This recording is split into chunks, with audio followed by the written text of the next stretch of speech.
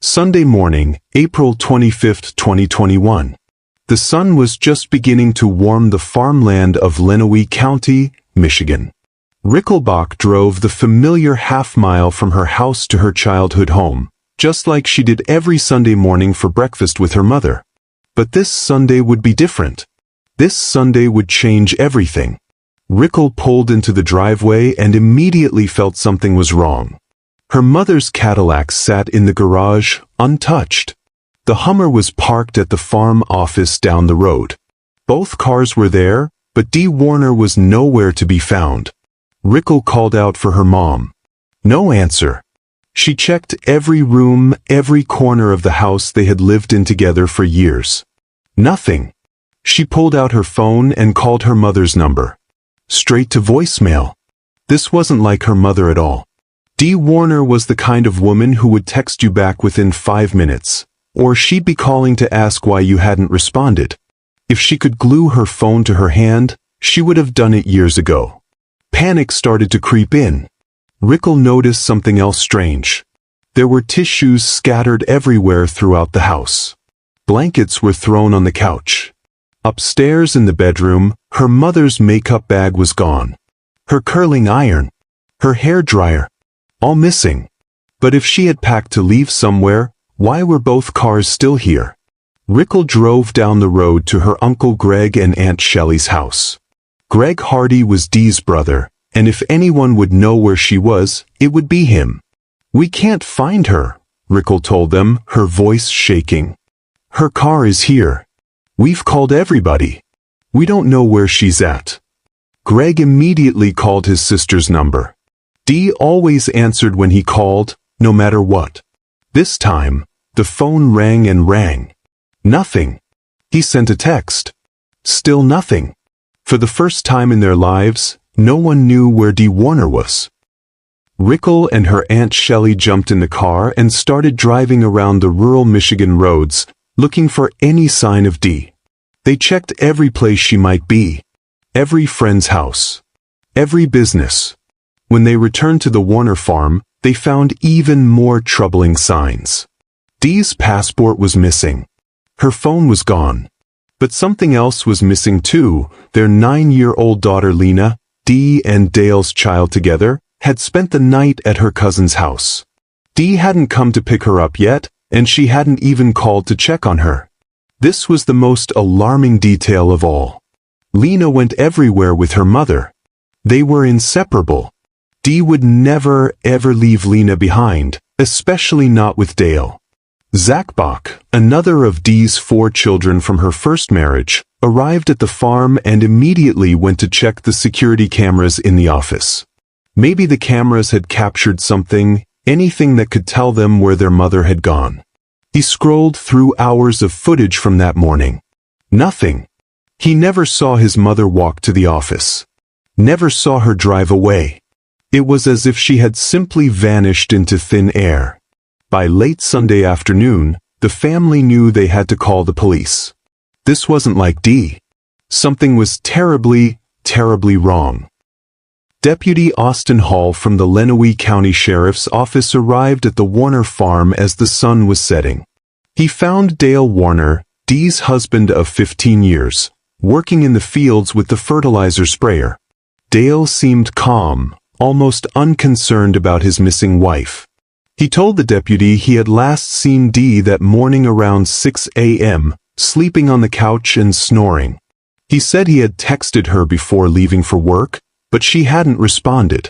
Well, her hair curler's gone, her hairdryer's gone, her makeup bag is gone, Dale told the deputy. I went and seen all that stuff gone, I wasn't real concerned. Dale had an explanation for everything. He said Dee had been upset the night before after a fight with 2 employees from their trucking business. He claimed she had a history of leaving when she was angry, that she would cool off and come back home. But there was one detail that stood out. Dale mentioned that Dee had left her wedding ring on his desk in the office before disappearing. He said she had never done that before. She's got a second phone, Dale told the deputy. It's a secret phone that she doesn't know that I know she has it. When asked for the number, Dale said he didn't have it. Dale painted a picture of a woman who was unstable, prone to dramatic exits when things didn't go her way. But to those who knew Dee Warner, this description didn't match the woman they loved at all. Dee and Dale Warner weren't just husband and wife. They were business partners running 3 companies from their farm. There was the trucking business that Dee managed with about 15 employees. There was the farm itself, growing crops. And there was a chemical company that sold fertilizer and seed to other farmers. Of the 3 businesses, the trucking company was by far the most successful, and it was Dee's domain. She ran the office, managed the drivers, dealt with the customers. It wasn't easy work. Some of the farmers didn't want to deal with a woman, especially one who was younger and attractive. But Dee was tough. She was direct. She told people exactly how things were, and she didn't back down. Those who worked with Dee described her as generous and hardworking, but also someone who demanded respect. She had built this trucking business from the ground up, and she was proud of what she had accomplished. But running the business came with stress. There were constant conflicts with employees, arguments about schedules and routes and money. The day before she disappeared, Dee had been involved in a particularly heated argument with a driver who had quit. She was so upset that she asked her employee Stephanie Volkel how to block the driver from the company's Facebook page. That was the last text Stephanie ever received from Dee Warner. As for the marriage between Dee and Dale, those closest to them said it wasn't a love match. Dee's family believed she had married Dale for his business acumen, his ability to help her achieve the success she desperately wanted. Dee loved to dress up, go out dancing, take cruises. Dale just worked. He was quiet, distant from Dee's children from her first marriage. When he did speak to them, it was often to poke at their insecurities, to say things that would hurt. The marriage had been rocky for years. But what Dale didn't know was that Dee had finally reached her breaking point. The day before Dee disappeared, something shifted. Her children noticed it immediately. She was upset, yes, but there was something different about her anger this time. She seemed almost calm, almost resolved. Dee had made a decision. She was going to end her marriage to Dale. She was going to sell the trucking business, the business she had worked so hard to build, just to get away from him. She was tired of the fighting, tired of the stress, tired of a marriage that had become unbearable. That Saturday night, Dee was planning to tell Dale that their marriage was over. Her children later learned that Dee had been talking about divorce for months, but she had been worried about splitting custody of their daughter Lena with Dale. She couldn't bear the thought of leaving Lena alone with him, even part-time. But something had changed her mind. Maybe she had decided that anything was better than staying in this marriage. Maybe she had found a way to protect Lena. Whatever her plan was, she was ready to act. Dale told police that he and Dee had fought that Saturday night. According to him, she had accused him of talking about her behind her back to the employees she had been arguing with. The fight continued when Dale came home that evening. She says, "You don't care about me, nobody cares about me, and what does it matter if I'm even here?" Dale told investigators. Those would be the last words anyone would ever hear from Dee Warner. When the family gathered on Sunday to search for Dee, they noticed something troubling. Dale had told each of them slightly different versions of what had happened the night before. To Greg Hardy, Dale said Dee had a bad migraine headache. She was lying on the floor. He gave her a massage. She went to sleep. He picked her up and put her on the couch around 12:30 a.m. When he got up at 6 or 6:30 a.m. to leave for work, she was snoring on the couch. But to Zach, Dale said they had a really big fight the night before. To Rickle, Dale said they had just a little fight, nothing serious, and she was mad and wouldn't answer him. Why were the stories different? Why couldn't Dale keep his facts straight about the last night he supposedly spent with his wife? And then there was the wedding ring. Dale had shown the ring to Dee's family members that Sunday, seeming to offer it as proof that she had left intentionally. But Greg Hardy knew his sister. That ring was worth as much as $40,000. If Dee was leaving Dale for good, she wouldn't have left that ring behind. She probably would have thrown a Molotov cocktail in the house on her way out. A week after Dee's disappearance, Greg organized a massive search of the farmland around her home. About 50 volunteers walked 600 or 700 acres on foot, looking for any sign of her. They found nothing. Dale showed up to the search on a four-wheeler, but he didn't really participate. He just watched from a distance. Greg couldn't shake the feeling that something was very wrong with Dale's behavior. I was getting these, call it a gut feeling if you like, whatever you'd call it, but I was very suspicious of his mannerisms, Greg later said. 6 weeks after Dee disappeared, Greg's suspicion had grown into something much stronger. He decided to confront his brother-in-law directly. He asked Dale point-blank what he thought about the investigation into his wife's disappearance. "Well, it could be a little faster, but I think they're doing a good job," Dale replied. That's when Greg lost his composure. "You know what? You're a liar," he told Dale. "And I'll get you." It was a promise Greg intended to keep. But believing Dale had something to do with Dee's disappearance was very different from being able to prove it. The Michigan State Police and the FBI had helped conduct large-scale searches of the Warner properties. They had interviewed Dale multiple times. They had examined every piece of evidence they could find. Still, there was no sign of Dee Warner, alive or dead. 10 months after Dee vanished, Shelley Hardy was watching television when she came across an episode of 48 Hours, featuring an investigator named Billy Little. Little was talking about a case where a woman had disappeared and there was no body to be found. "You don't have a body. So what?" Little said on the show. "You don't get away with murder because you're good at disposing of bodies." Those words hit Shelley like a lightning bolt. She immediately called her husband Greg to watch the episode. "Get me that guy's number," Greg said as soon as he heard Billy Little speak. Little was a Missouri-based attorney and investigator who specialized in cases where the victim's body had never been found. He had worked on dozens of similar cases, and he understood how to build a murder case without the most important piece of evidence, the victim. When Greg called, Little agreed to come to Michigan to see what he could do to help. "Maybe you'll find the body, maybe you won't," Little told them. "But don't sit around waiting for Santa Claus to come. You gotta solve this case." Little arrived in Lenawee County in the spring of 2022 and immediately got to work. He talked to potential witnesses. He walked properties where the family thought they might find evidence. He flew drones over thousands of acres of farmland, looking for clues.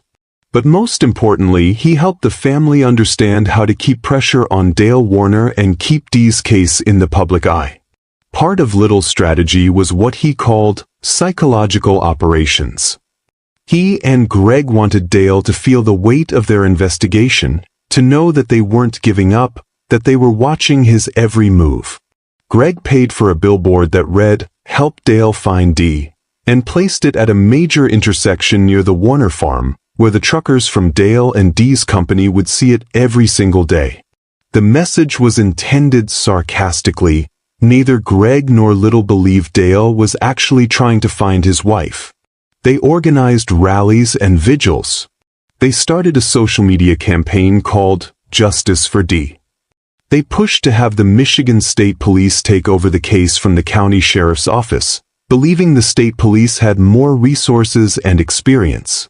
All the while, they continued their own investigation. Little learned more about the troubled marriage between Dee and Dale. He discovered that they had argued frequently about money, that Dee had been planning to leave Dale and sell the trucking business. This was not a happy marriage, a marriage of endless love, Little concluded. The more he learned, the more convinced he became that Dee was dead and that Dale was responsible. "The evidence that she's dead is the absence of evidence that she's alive," Little explained. "No surveillance cameras, no electronic signature, her phone's not found, Her bank accounts were never accessed. Cash wasn't taken from the house. Even the ring. She didn't even take that. In August 2022, the Michigan State Police officially took over Dee's case. They had more resources than the county sheriff, and they began to dig deeper into Dale's story. In December 2022, they interviewed Dale again, pressing him harder on the details of that last night with his wife. This time, Dale revealed something new. He said the argument with the employee who had quit was partly about Dee taking money from the business. Dee said he called her out and said, "I know what you've been doing. You've been taking this money, you know you've been doing this," and she couldn't hide it anymore, Dale told investigators. But police found no evidence that Dee had actually stolen any money from their businesses. Meanwhile, Greg and Little continued their relentless search for evidence. They identified several properties that seemed suspicious to them, places where Dale might have hidden Dee's body. There was an old farm property about 3 miles from the Warner home that Dale owned with Dee. 6 months after she disappeared, there had been a fire where an old farmhouse used to stand. Neighbors told Greg they thought Dale had set the fire. Police had searched the site, but found nothing conclusive. There were fields that Dale farmed near Rickles' house. There were other properties 2 towns over that Dale had access to. "There are so many places," Greg said in frustration. On a farm with heavy equipment and chemicals, there were countless ways to dispose of a body. On November 21, 2023, 2.5 years after Dee Warner disappeared, the call finally came. Dale Warner was under arrest for the murder of his wife. Stephanie Volkel, Dee's friend and employee, was at her mother's funeral when she got the news. "I fell to my knees at the funeral home," she remembered. "I was just so happy." Dale was charged with murder and pleaded not guilty.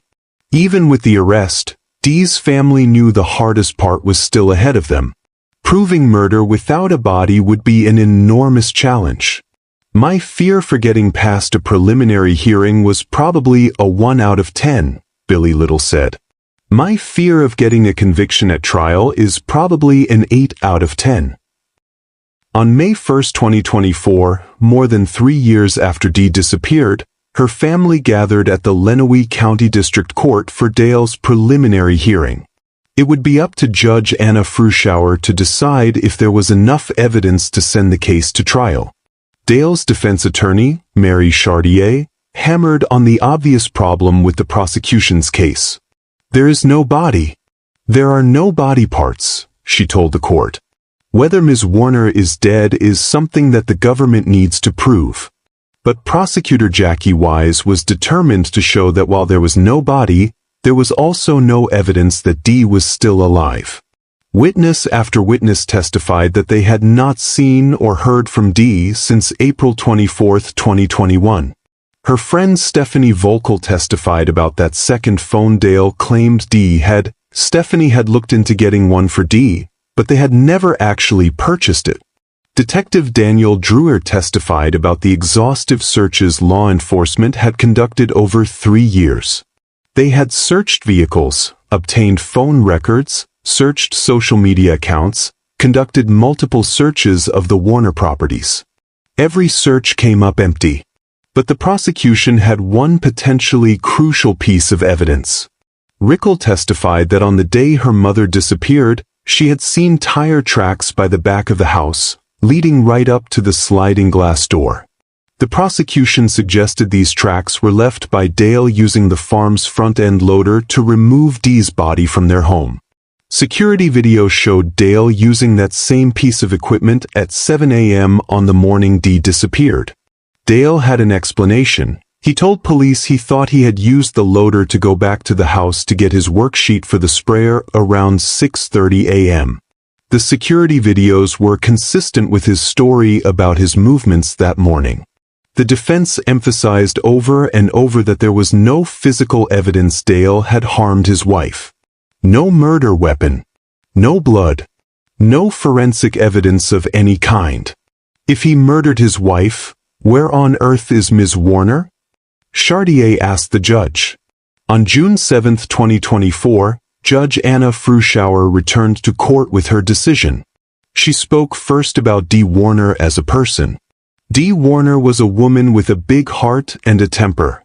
She cared for her children and grandchildren and employees, the judge said. There was nothing in the evidence that suggested she would disappear intentionally, especially from her children. The judge had not been convinced by Dale's claims about a secret phone or someone picking up his wife. These statements were not supported by any facts or evidence in this case. But there was enough evidence, she said, to believe that Dee Warner was dead and that her husband was likely responsible. There is probable cause that Dee Warner died by homicide at the hands of the defendant, Dale Warner, Judge Fruschauer ruled. Dale Warner would stand trial for murder. But Billy Little knew the real challenge was still ahead. Yeah, it's a high bar, he admitted about getting a conviction without a body.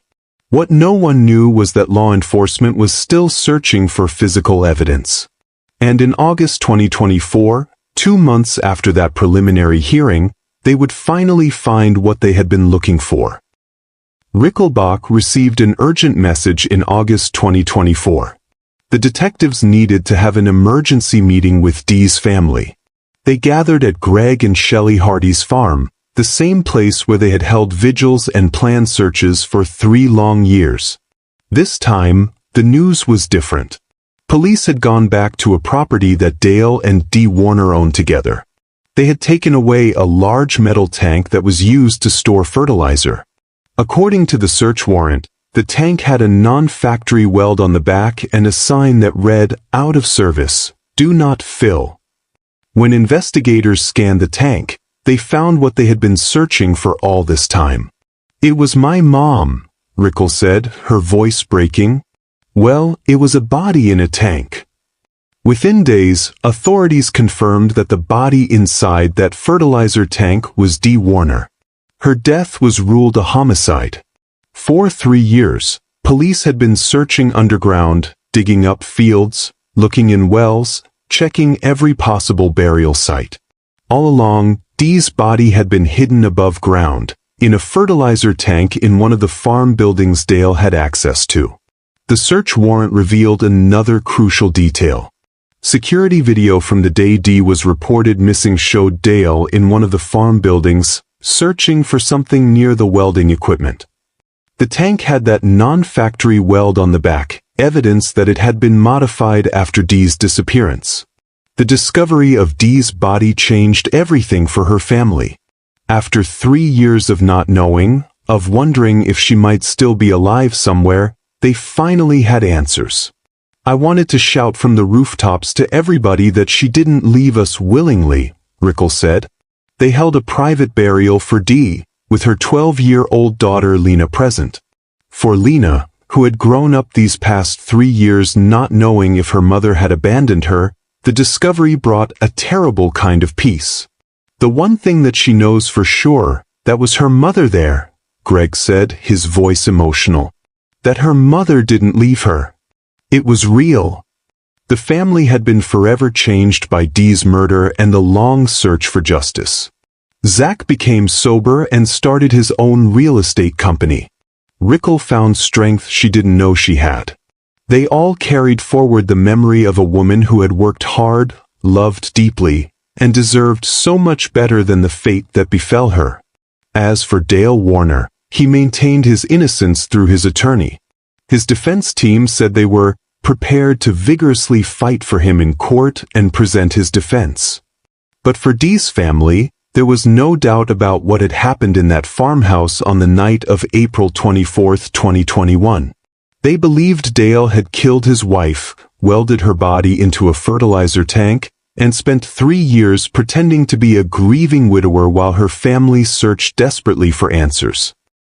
Dee Warner's story is one of a woman who built a successful business in a male-dominated industry, who loved her children fiercely, and who finally found the courage to leave an unhappy marriage. But it's also the story of what happened when she tried to take control of her life. Her children will grow up knowing their mother didn't abandon them. She was taken from them by someone she trusted, someone who shared her bed and her business and her dreams for the future. My mom would have been there for everything, Rickle said, thinking about the grandchildren Dee will never meet, the celebrations she'll never attend, the phone calls that will never come. In the end, Dee Warner's legacy isn't just the successful business she built or the children she raised. It's the family that refused to give up, that fought for 3 years to find the truth, that turned their grief into determination and their loss into a quest for justice. Dale Warner's trial was scheduled for September 2025. Whether he would be convicted remained to be seen. But one thing was certain, Dee Warner's family would never stop fighting for her, never stop seeking justice for a woman who deserved to live the life she was finally ready to claim for herself. The fertilizer tank sits in evidence storage now, a grim reminder of how a marriage built on business success ended in tragedy.